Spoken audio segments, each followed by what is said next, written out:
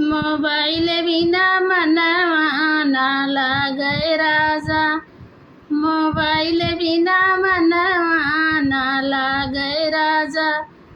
सास बिना लागे ससुर बिना लागे। सास बिना लागे ससुर बिना लागे। देवर बिना मनवा ना लागे राजा।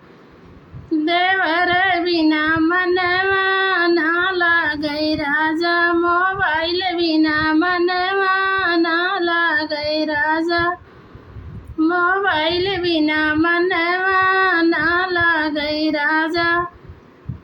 जेठ बिना लागे जेठान बिना लागे। जेठ बिना लागे जेठान बिना लागे। सजन बिना मनवा ना लागे राजा। सजन बिना मनवा ना लागे राजा। मोबाइल बिना मनवा ना लागे राजा। मोबाइल बिना मनवा ना लागे राजा।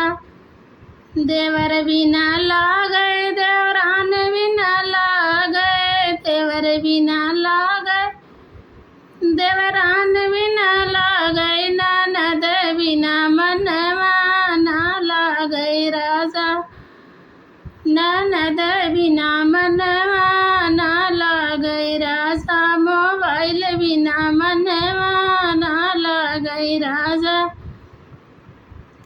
मोबाइल बिना मनवा